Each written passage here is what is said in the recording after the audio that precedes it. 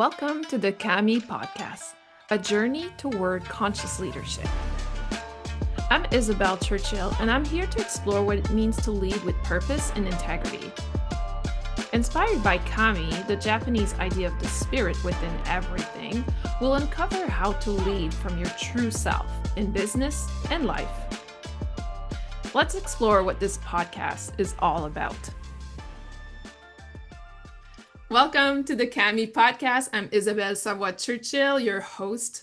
And today we have a guest, a wonderful person that I met throughout my journey. And the reason why I'm bringing her in is because in the last episode, we talked about my past. And we talked about how I left corporate business and moved on to something else. Well, I have to admit, this was a very courageous move for me, but it was also kind of forced because my husband and I were leaving the state, so I needed to leave my job anyway. And I want to talk with my guest, who is Karyn Wright, about this whole perspective of transitioning or finding something you truly love. Karyn, welcome to the Cami Podcast. How are you? Thank you, Isabel. I'm great. Thank you for having me. I'm so glad to have you here. So I want you to introduce yourself because Yep. nobody else knows you better than yourself. So share with Okay. our guests who you are and what you do. Sure. I'm Karyn Wright. I coach people to lead their career and lives consciously from the inside out with purpose and passion. I help my clients show up to their fullest aligned potential and to help them collapse the gap between where they are and where they desire to be. That's essentially in a nutshell what I do. It varies based on the client that I'm working with, but it's really getting aligned with who you are and what you want. Yes. And you talked about purpose. And I don't know about you, but I feel like we have a very similar journey through the Mhm. process. You've also worked for corporate for years. We kind of climbed up, and I don't know for you, but for me, I had like a financial goal. When I was like in my career starting, I was like, okay, I gotta make six figures. That was my financial goal. And Okay. I hit that when I was at corporate. And it was so disappointing. And I thought that was my purpose. I thought once I hit that goal, I would be like, so happy, so well. But it Mhm. kind of did something weird to me. And that's kind of like at the point where I was like, I'm not happy here. I'm not happy in this job. So Yeah. for me, it was really that path that led me to realize that, well, that wasn't my purpose. I had a goal, but the goal is not the purpose. And that's how I kind of realized the process. So I know you went through something similar. Talk to me about how your purpose might have changed through your process of working for corporate. Yeah, so I spent 30 years in the corporate world, Mhm. from startup consulting to Fortune 50, climbing. My framework for success was climbing the ladder and working hard, and I learned that at a very young age. And I was definitely at odds with this, but it became more important to me to fit in and be accepted into the group, whatever, wherever I worked, Yes. and in an attempt to perfectly please others and gain their approval. And Yes. this was kind of stuck with me throughout my career and how I showed up, Mhm. working really hard, climbing the ladder. It was more so about it's what I thought I should do Yeah. because I didn't know what else to do. Yes. So when I graduated college, I some of my peers, they knew exactly what they wanted to do. I really didn't. So my approach was really to just test and learn along the way and continuing to climb the ladder, saying yes to every opportunity, and just kind of feeling my way through it. It wasn't a real well thought out plan. I didn't have a financial goal. Mhm. I I didn't set out to climb the ladder in a sense that I would get to the C-suite level like I did. Right. That wasn't really a well thought out plan. Yeah.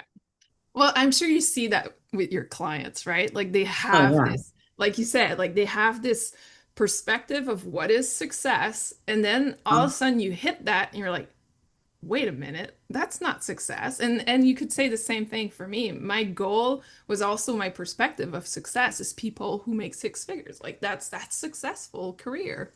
Sure. How how are your clients like do you work with them to realize that they sometimes have the wrong perspective of a term? Yeah, I think you get so caught up on the treadmill, I Yeah, call it. yeah, I call it the treadmill to nowhere because if you don't have a purpose and vision for what you want for your future, which a lot of my clients don't, and why they come to me, um, you get in this churn, like going on autopilot mhm, because you think it's what you should do because you need to earn a paycheck to support your family and support yourself. That's the where I landed, and just working hard to make a paycheck. And that's not an aligned way to lead your life, is it? it's not. And it goes straight to the core of this podcast, which is a journey toward conscious leadership. So Uh-huh. tell me how the word success has changed for you. What is it today? Yeah.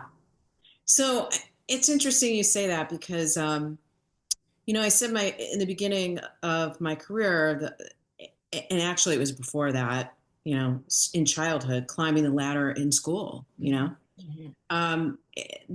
this framework of working hard and climbing the ladder was really how I led my life, and put a lot of pressure on myself to succeed, you know, to get that big title and be accepted into the group, you know. Yeah. Um, right now, as I look back on my career, my framework for success is completely different now. I've done a ton of work on myself. I jotted this down because I thought it might be interesting for this podcast. So, my framework for success now is to live a fully aligned, authentic life that has meaning and purpose. Because I live in alignment with my innate gifts and talents, it comes more easily and naturally to me. I lean on my intuition to make decisions instead of seeking advice on the outside like I used to do, Mhm, right? mhm. I have a vision and set intentions for my desired goals and take small, inspired steps towards them while allowing and trusting the rest to unfold. And it's more about enjoying the journey instead of the destination, right? Yes, so true. What you just share is there's so much in that. There's a lot to unpack in that because you've used words that for me really resonates. And I Uh don't huh. know if for our listeners they're necessarily there. So one of the Right. words we've used a lot since the beginning of talking is this idea of alignment Mm-hmm. and being, in alignment with yourself and Right. something in alignment with myself. How does it transpire for you in real life? Looking back on my career, I looked on the outside Mhm. to seek advice, to fit in, whatever it was all on the outside. Journal. Yes. And yeah, and it wasn't until, I started to work on myself like midway through my career. I started questioning my purpose and my quest for answers, right? I hired coaches, work with mentors, work with energy practitioners to just really manage my stress, right? To just really understand who I was and what was my purpose in life. When people would ask me that question, well, what is your purpose? That was such an uncomfortable question for me to Mhm. answer because I couldn't answer it. Mhm. I hadn't really, I didn't know how to get to that answer.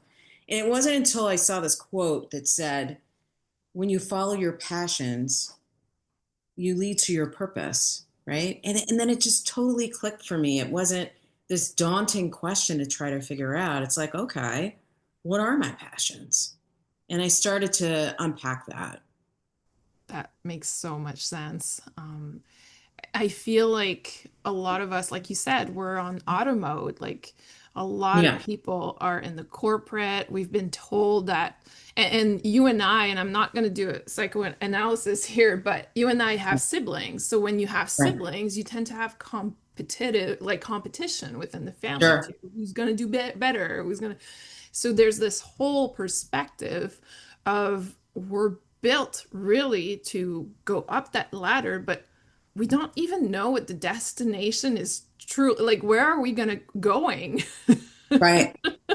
Right. It makes no sense. And what you're sharing about alignment, this idea of following your passion, and also this perspective of external, because that's what it is, like the way we were raised, the way we were educated in school and even at work, this whole idea of having different salaries for different levels, it's all about the external perspective. But when you Right. talk about passion, nobody can impose a passion on you, right? It has to come from within. So Right. it makes total sense for me. How do you work with your clients to lead them to figure out that? Yeah, so I like to go on a creative self-exploration with them. Mhm, And this is really just asking them a series of questions that they haven't, what I've noticed is that they haven't really thought about them because they're just really busy with their life, like I was, mhm, right? To really spend some time reflecting on if you had all the money in the world, what would you do? That question that you mentioned in your last yes. episode, that one really resonates with me, and it resonates with a lot of my clients, right? Because once you take the money out of the equation, there's this weight lifted off your shoulders. I see it in my clients when we talk about this. Their energy completely shifts and they start talking about all these what ifs. Yes. But even then, I see them saying, well, I can't do that because of this, right? Mhm, So that's where I work with them to say, isn't that really just a limiting belief? Like, let's think really big to mhm. create the vision that you really desire to live an abundant life. Right, right. Right. I love that because I love also that you notice that shift in the individual when you ask the Yeah. question. It Right. just shows the mind boundaries that we have Uh-huh. that really limit us and keep us in that small box. I Yeah. feel like that question in itself is very freeing. And for me, I was sharing with you before Yes. the Yeah. podcast that freedom is what we need for creativity. You can't be Hmm. creative if you don't have freedom, if you're not freeing your space, Hmm. either in your head or physically or both. But I really think that what you bring up, that question, it's something that a lot of us don't allow ourselves to go there sometimes. Do you Hmm. notice that? Like we're Hmm. like, Yeah. oh well, I have 5 years till my retirement. I don't really want to leave because I'm gonna lose all my benefits. And Right. yet we are limiting our soul expression of who Hmm. we truly are by Hmm. staying in that container. Hmm. It's Yeah, and I see this happen yeah. with some of my clients where they're just really resistant to the Mhm, change. mhm. There's a saying about living in the comfortable hell instead of uncomfortable heaven, Yes. right? It's so true. In So crazy, isn't it? psychology, we always say that people will not change behavior unless the status quo, not changing, becomes more Yeah. uncomfortable than the change itself. So Hmm. until like we're really at the end of our experience in terms of like we can't do it anymore, that's the only time we really change usually is when we're put in face to face with the change. Right. It's funny you say that because I was reflecting back on my career and just like jotting down some high points, Yeah. some common themes. And one of them is change and transformation in my Mhm. career, Yes. right? Yes. Personally, but organizational leadership. That's a common thread throughout my career. And I resisted change like everyone, Mhm. right? Mhm. And it seemed to follow me wherever I went. So at some point, I can't remember when it happened. I don't know that there was this pivotal moment. It just gradually happened where and maybe some of it was out of fear, you Yeah. know, Yeah. that I eventually leaned in and learned how to navigate it. Yes. And it actually became my strength. I call myself a transformational coach because I have so much experience from a business perspective, but also in my own professional life and personally around what it takes to change. Hmm. Hmm. And I used to get in this repeating pattern of things going happening over and over and over again, and until it hits you in the face and you have no choice but to That's change. it. That's it. I Hmm. don't do that anymore, but I used to. Yeah. And I know a lot of people still do. I Yeah. think I still do it on certain levels of my life, like certain things. Like, for example, around food. For me, that's a big one where, like, I knew I had to stop coffee. 5 years ago, I was like, at this point, it's been 2 years. I know I have to stop Wow. coffee. I know that's not really good for me. And I'm not saying it's not good for other people. It was just for me, my Uh-huh. body couldn't take it. But I didn't stop until I ended up in the emergency, right? In the emergency Okay. department. And they told me, like, yeah, I think you need to slow down on caffeine. It's like, oh, I Hmm. knew it. I knew it for 2 years. And Hmm. yet it led me to forced choice. Yeah. So I Yeah. So personally still do it in some areas of my life, but you're right. Like in terms sure. of Yeah. business and big decisions, usually it becomes easier, I find. The more you face your fear, the more you Uh-huh. make changes, it becomes a little bit easier to transition. I was looking at, all the managers that I used to work with, Mhm. and one of the common themes that I saw was that they all challenged me well beyond my limits, Yeah. uncomfortably so, right? Hmm. And it's almost like they believed in me more than I believed in myself. Yeah, They that's saw the interesting. potential in me, and I wasn't registering with it. These well beyond my boundaries or limits, it was very stressful for me. And in the beginning, it really drained my energy because I call myself a recovering perfectionist and people pleaser, right? Which is a dangerous combination. I had to learn how to be comfortable with the uncomfortable of it. And the more practice that I had with it, the easier it became, and it built my confidence. Right. Right. It's interesting what you say because, I'm connected a lot with guidance that I receive as intuition. And often what I'm told is we cannot grow in a peaceful environment or a comfortable environment. We always grow where there's chaos, where Right. there is challenges. And the image I'm always given is Hawaii because Hawaii wouldn't be as beautiful as it is if it didn't have this chaotic volcano that created that land, right? That's a So good I point. feel like what you're saying is similar to that. Like the whole pressure you had around you kind of shaped you in some ways to go beyond and also maybe find your path. For sure. And at some point, you got to surrender. It's like, oh my gosh, my energy is so drained from trying to be perfect with this thing that it's not worth it anymore. I'm just going to surrender Yeah.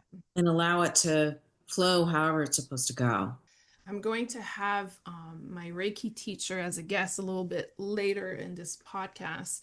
And he's the one that's going to share about Kami, what it is truly. And he teach us a lot this idea of when you're not holding on to something and you'll take Mhm. a pen and you'll say like the pen is floating in front of you. It represents an emotion or an experience.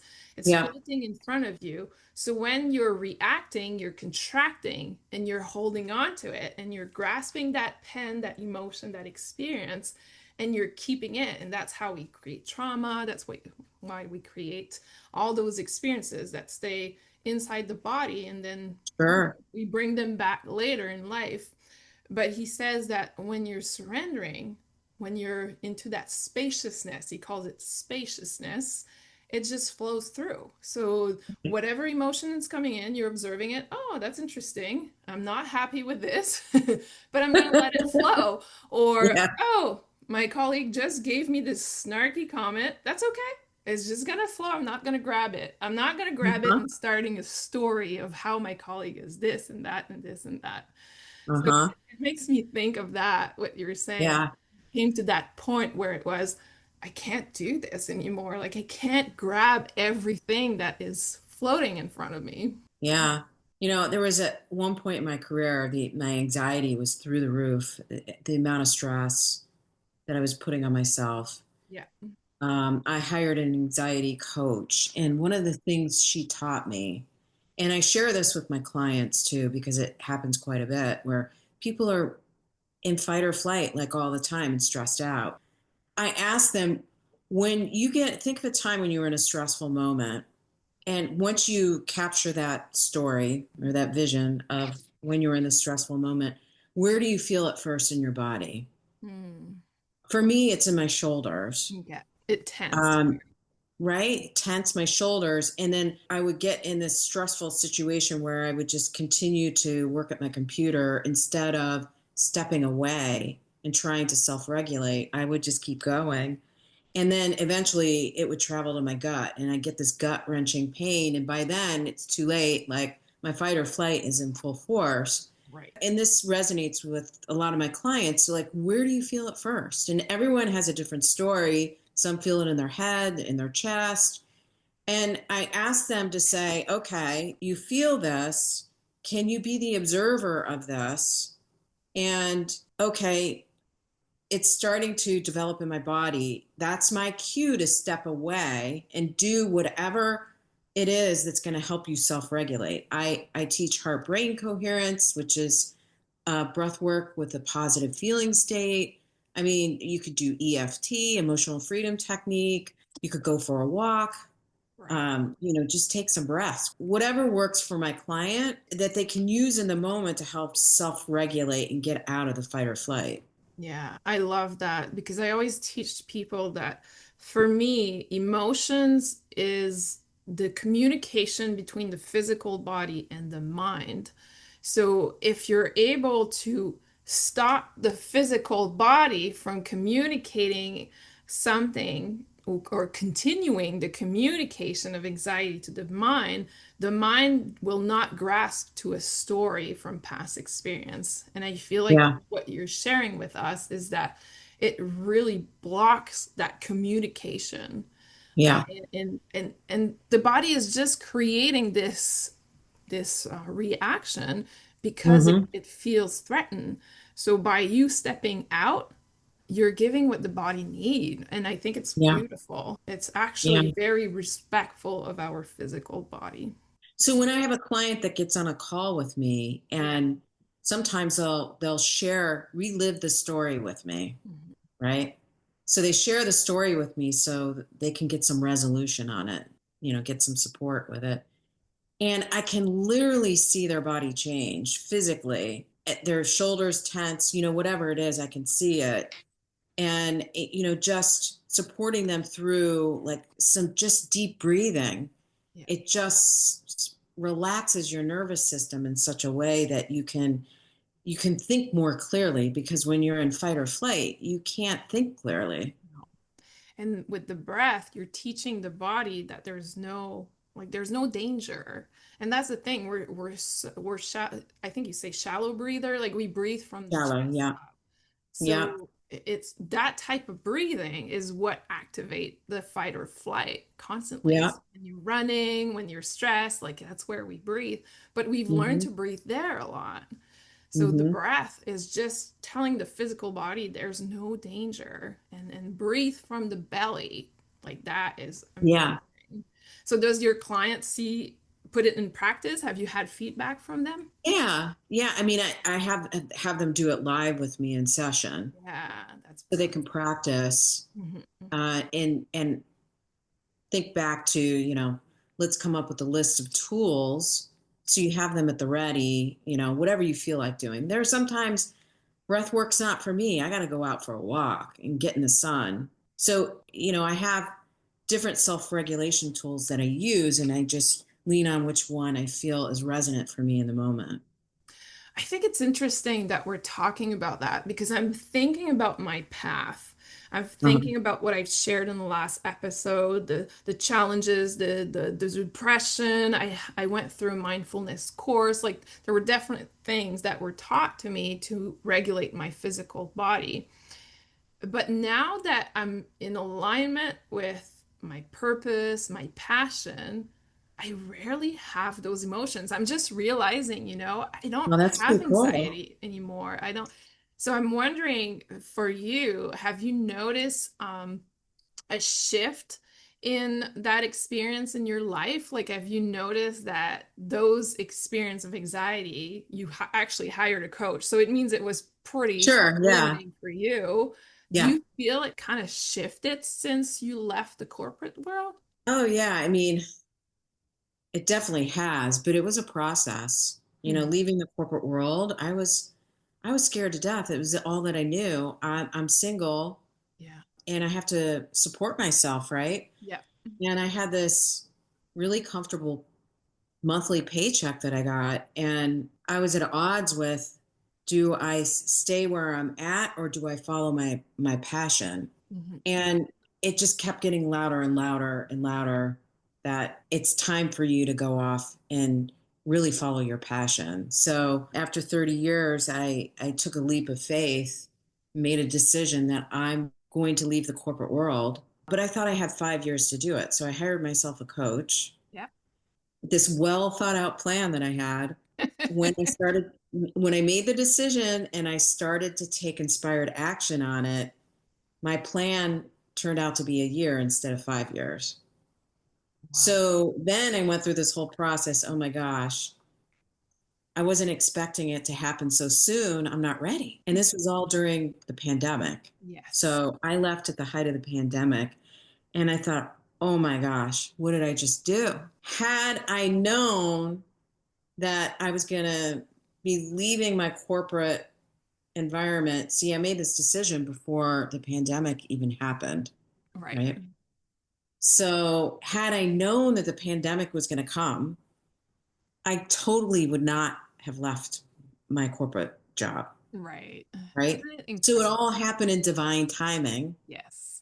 and it lined up exactly the right way. Universe was supporting me in this decision to leave and start my own company. Right, right. Right. It just shows that when you make that decision and that decision is in alignment with yourself, things can unfold pretty quickly. Yeah, it was pretty awesome. Like the synchronicities were, I sometimes didn't even believe it myself. Right. I Yeah. know. It was the same for me because I can't remember if I shared it in the last episode, but I decided to give my resignation.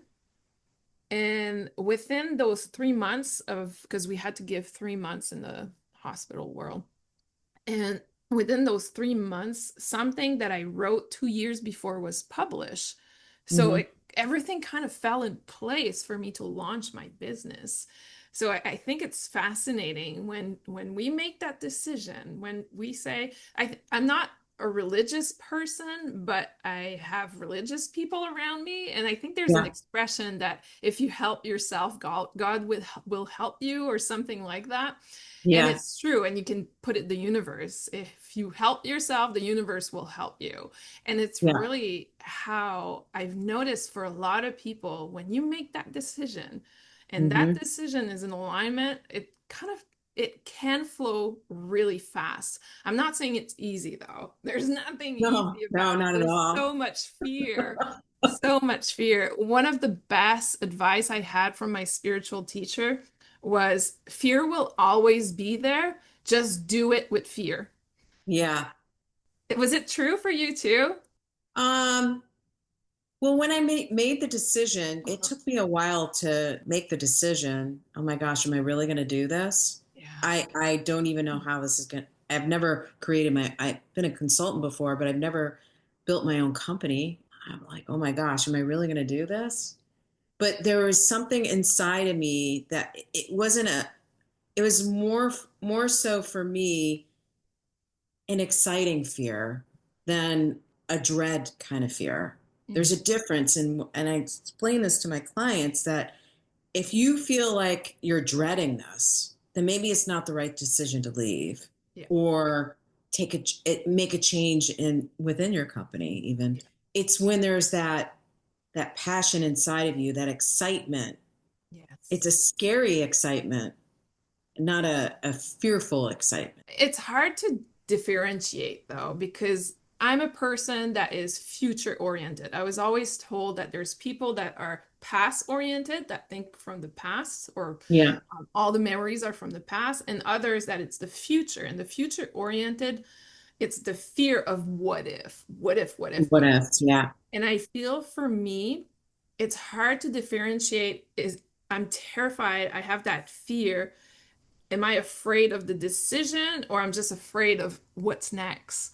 That I Yeah. don't know what's coming next. I can't plan it. I have to fend for myself. I don't Sure. know if I can be successful in that field. That was a little bit of my experience where I had the opportunity back in 2009 to go on my own. I had a business back then. I was a psychotherapist, so I had my own therapy space.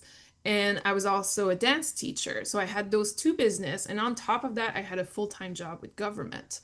So one day I Wow. decided that, you know what? I'm gonna go with just my business. I'm miserable at government. I hate it. Uh-huh. So I brought it up to my first husband, ex-husband now, and he was not supportive of it. So Oh, the wow. lack of support created so much fear, and I was like, okay, no, I'm not gonna make that decision. So I didn't make that Really? decision back then. Oh, really? But I feel like it's really a fine line. Like, is the fear because I got this new information and now I know I'm not supported by my partner? Like, this is Uh-huh. terrifying. Yeah. Yeah, it's Very really interesting. But life made it that we're no longer together. So obviously we weren't meant to be together. So maybe that was a sign that I should have left him in 2009. Never know.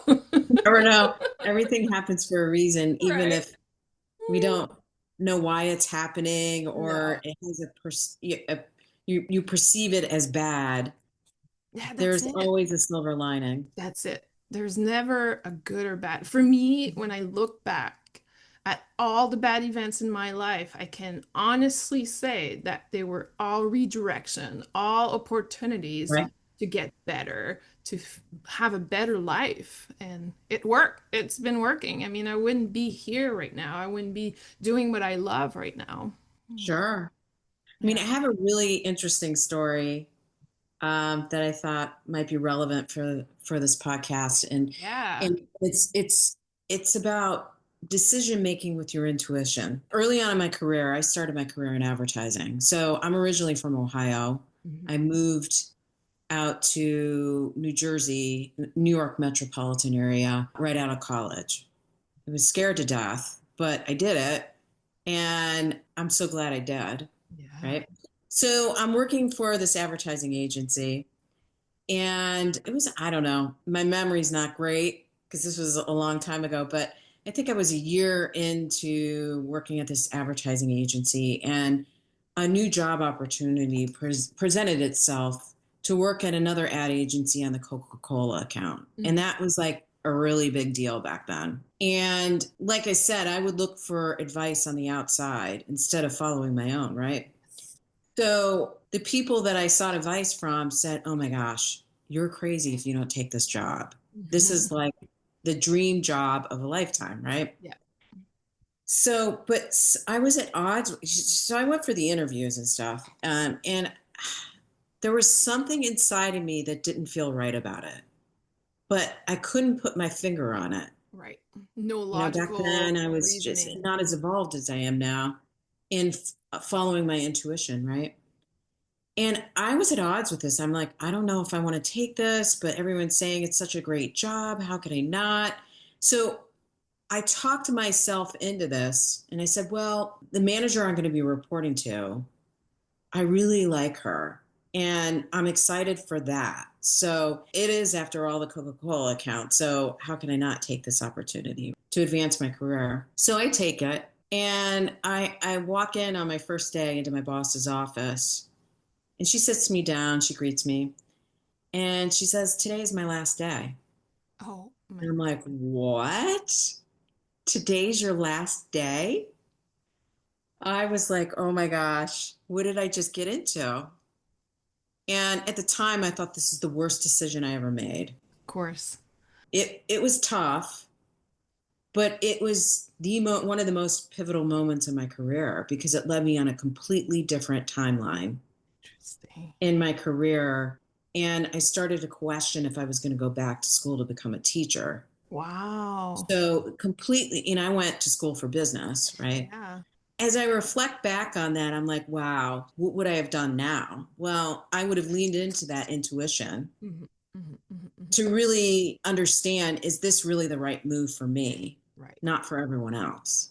Right. It's so true. And it goes back again to this idea of following the external world versus the passion, the inside. Because for some people, intuition is the passion. It's that fire inside of you. It's when you get that Right. yes, or it's when you get that no. Like, Right. and it's so important. And it goes back to this conscious leader. Conscious leader for me is somebody who know themselves, who is capable of listening to that tiny little voice of our intuition, because the intuition never screams. The intuition will say something once and it's done. Sure. If you choose to ignore it, that's your choice, but Right. it's not loud. And often it's after the fact, we're like, oh, I knew I shouldn't have done this, or Right. At the time, it was really tough for me, like, oh, wow, why didn't I just follow my intuition? But there's a reason it ended up that way. There are certainly no regrets, and it led me on the path to where I am today. that's it. That's it. My guides always say there's no wrong path, there's no wrong direction. There's only little detours, but yet you learn a lot in those detours. Don't we? For sure. For sure. Yeah. Oh, that's so true. Oh, that's Yeah. fascinating. I love talking with you, Karen. I hope you're going to be a guest that will come back because I know you have so much more to share. But Oh, I'd love to. before we say goodbye to our audience, I want to ask you, so this podcast is about Kemi. Kemi is, the spirit within us all. And when I place that into leadership, into the work we do, I want to ask you, how do you bring yourself into what you do? How are you able to combine who you are in your personal life, who you are really within yourself through your work? What's coming to me intuitively right now is I Yeah, am. you It's are. something that is deep within me. I feel like this is an innate gift of mine. Yeah. Even in childhood, people will come to me for advice, for support. It's something that comes easily to me. I don't have to work at it. I know I'm in the right career because it's such a part of me. Yes. Yeah. How do you help others do it? How do you help others bring more of themselves into their life? It's not just one thing, and it depends on the client and what they're going through in their life. But coming back to yourself with your aligned self, it's just asking all the questions. Well, what's important to me? Mhm. What do I like to do? Mhm. What am I good at? Those are some common questions that I ask in exploration to really uncover what it is that's important to you and what you want to do, It and remind, not somebody else. I think you mentioned something once that you often you will ask them about their childhood, what they enjoyed Yeah. doing as a child too, which is Yeah. a good place to start if you don't know how to answer the question. Sure. Yeah, I have a fun exercise that I like to do around just reflecting on your life and what were all those memorable moments in your life that brought you joy Mhm. or whatever feeling that was a positive feeling. It was an important moment in your life, and why was it so important? Mhm. Yeah, yeah, that's a good place to start because I'm just thinking of my husband. So you know him really Yeah. well because we're friends outside of this podcast, and he's about to retire. So he just had Uh-huh. his date, so we know exactly when he's going to retire now. And which is funny because it's coming really soon. And he's one person that it's hard for him to find his passion because he's been military his whole life, Yeah. 25 years of military career. And you know, when you're 17, 18, you don't know yourself at all. No, So not at he's all. grown through that same career his whole life. And I feel like for him, that's a great place to start is what are those moments in your life that you had that joy or you did Yeah, something that you really enjoy? I think it's a really more simplistic way to bring up the passion in us. So thank for you for sharing. sure. And it doesn't have to be career related. I No, love art. exactly. Yeah. I don't do it in my career. Right. It's just something I enjoy doing. Right. You have to understand that my husband is career, his life. That's why. Oh, he used to be a recruiter, so he was on 7 days a week, 24/7. Yeah. But Well, we'll have to have a conversation. yeah, exactly. You did bring up something about intuition. I feel like Uh-huh. this is something we'll develop a little bit deeper because I know you work Okay. intuitively a lot. I do too. So Uh-huh. maybe the next conversation will be around that. How do we bring intuition into our work? And what does it Oh, that'd really be awesome. mean? This Yeah. would be a great conversation. I love Before we that. go, is there anything you want to tell the audience, anything that can help them on their journey toward conscious leadership? Follow your joy, Mm, whatever that is, every day, even if it's just a small decision on whether you go to a cafe to meet up with a friend or you do your laundry, which one feels better to you, you know? It could be that simple. yeah, that's so true. And you know, wherever you're at in your career, just know that Karen and I did it. We left the corporate Yep. world. Here's the $1 million question. Would you go back in the corporate world? No, no, no, because I really love what I do. But it led me to where I am today, you know, that all the experiences, good or perceived bad, the highs and lows, they developed me into who I am today. So I am so grateful for all the opportunities that I had. You're so right. And I don't want to pinpoint a negative sense to the corporate world because I know there's people that are Yeah, amazing and that they're designed to work there. They're designed to change the world within the corporate world. right. And I don't want people to think that a conscious leader is somebody who owns their own business. That's not it. Not at all. And in fact, you know, I coach leaders that are in corporate, and it's how do you navigate as a conscious leader in a corporation, Mhm. right? Exactly.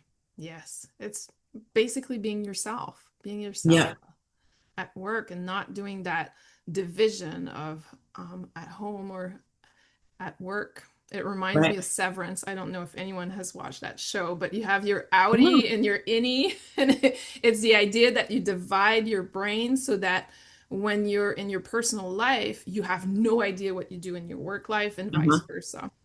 It's uh-huh. a really good show. Interesting. Okay, Interesting I'll have to check it out. perspective on life. Well, thank you so much, Karen. It was a Thank pleasure. you. I want to mention to the audience that Karen do take new clients. If you feel that you want more support in the description, I'll put the information on how they can reach out. But maybe tell us what are the things you can help them with. What are the things that the client that comes to you usually bring as a growth aspect. Yeah, I mean, it's getting alignment with your true authentic self, Mhm. going on an explorative journey with me to Yeah. create your greatest possible vision of your future. And I support you in collapsing the timeline between where you are and where you desire to be. I love that. So don't Mhm. hesitate to reach out to Karen. She will assist you brilliantly. I've seen it. She helped me many times. She's helping many people around also. I know she can definitely bring you where you want to go as a conscious leader. So all the information on how to reach out Karen will be in the description. Thank you again, Karen. It was a Thank you, pleasure to Isabel. share with you. Thank you, everyone, and we'll see you next time.